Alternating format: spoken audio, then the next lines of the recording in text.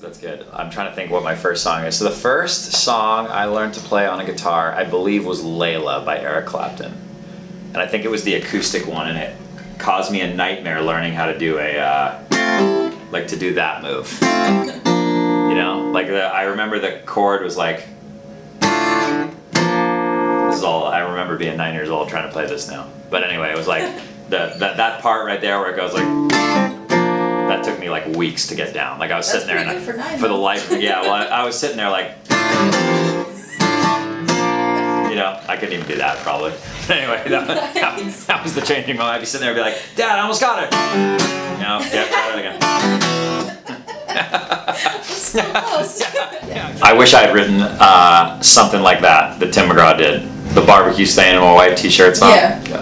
That's a good one. Oh my gosh. Yeah, that's a smash. Actually, that's probably like the song that like made me really, really love country music, actually, now that I think about it. That's probably the song. That's a good one. I played that by accident in a bar the other night. By accident? Well, somebody asked for it, and they were tipping huge. And I had honestly never played it, but I was like, can't be too many chords, you know? Yeah. And then just kind of like the ones I didn't know, I just sort of faked through it. I got through it. The words came back like that. Yeah. You know? Yeah, that one's a catchy. Great tune. Yeah. Nice. Right? I could live without hearing Cruise again. I mean, you know, great song. I just 400 million plays on Spotify. I think I could probably pass. Gotcha. Yeah.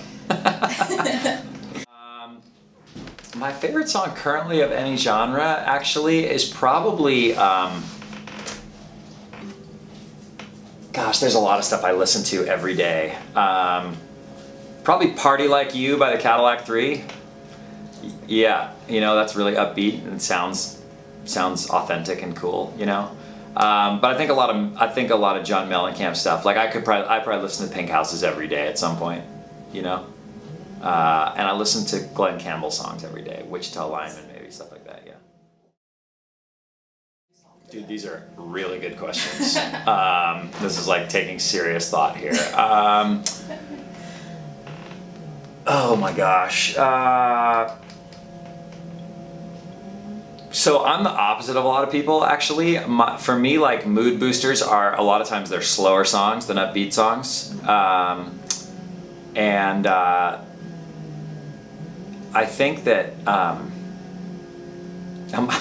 blanking on the name right now. I can sing the song. Frankie Ballard off his first album, and it's not the Don't You Want to Fall ballad. It's the other one. Help me out here. What's his other smash? Awesome music video. He picks the girl up on his motorcycle and rides through, and it's called. This is pathetic that it's not coming to my head. It's another song. I listen to it every day. It's not Young and Crazy. That's what I was thinking of. No. Hell of a Life? No. Hell of a Life. That's song. Like that song, yeah. Frankie Ballard, Hell of a Life is the song that puts, it's just like, to me, like, the way he does that, like he's riding around on the motorcycle and he's like reflecting on all this stuff happening, and then he picks the girl up at the house and they jump on the bike and ride off. Like that's the kind of stuff that like puts me in like, I'm the opposite of all my friends, you know, like before a show, that's like the kind of stuff I would listen to like just be really happy about everything, you know? Yeah. Whereas other people need like really, really upbeat, loud music. Happy Days. Nice. Yeah. You wanna play it? Yeah. Oh my gosh, I don't think there's any way I would know it. This is pathetic. Come on.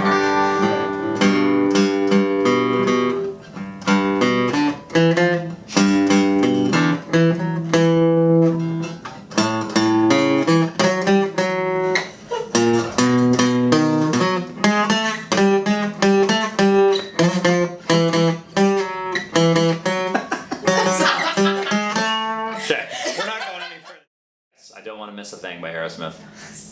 Yeah, because that was a high school. That wasn't high school. I might have had my first slow dance in high school. It might have been high school, but I just like at the time had like no idea how to dance at all. So I just remember like I really liked the girl that I was with, but like we weren't really dating or anything, and I wasn't very smooth with girls back then. So I was like way out of my element, and I remember like all these hip-hop songs playing and me being like, if this doesn't stop, I am gonna have to go home because I don't even know what I'm doing. And then all of a sudden like that song came on and I was like, cool, I like her, I love this song, like this is gonna fly. Yeah. Thank you, Steven Tyler. Yeah.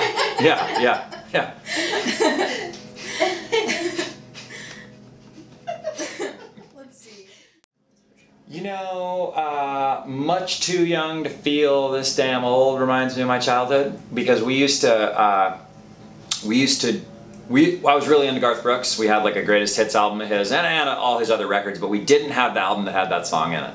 And when we went on our road, my family would do a trip to Yosemite every year, and there was this classic country tape we used to listen to, and that song was on there, and I like instantly recognized his voice, and I remember saying like, I don't know this Garth Brooks song, you know, but I loved it so much. So I could overplay the CDs at home, but I could only listen to that cassette tape when we did the trip and I was in the car, you know. Yeah. But yeah, that's a good song. Oh God. You know, I have been known to sing Frank Sinatra at karaoke fairly often, and I was doing that a lot more before I really actually knew how to sing. So I'm not sure I'd ever want to hear what that sounded like again.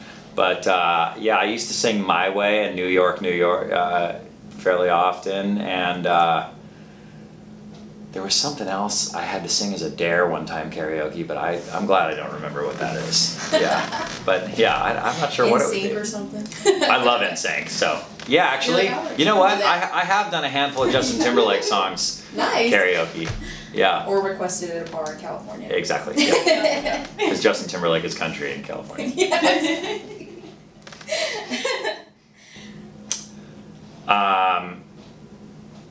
Well, that's a really, really good question. Let's see here. Let me like do a quick rewind in my head. You know, actually, the first song I ever sang to a really big crowd was one of my originals, like a while ago when I was opening for Phil Vassar, because that was the first time I ever walked out to like a sea of people just standing there looking at you ready to go. But nothing held a candle to how nervous I was and how much I remember singing the national anthem at the San Francisco Giants game. Oh, wow. Yeah, that when 43,000 people stand up at a song that you can't like fudge your way through the lyrics if you forgot them or something, that is like a moment where you're just like, I am never going to forget this. Yeah. When was that? Was that just recently? That was last year. Wow. When the Giants were good. Yeah.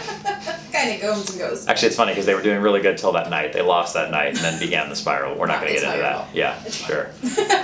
Yeah, it was a good performance. Yeah, no, yeah. But so singing to a big crowd, that's the one that I like remember the most. Very cool. But yeah.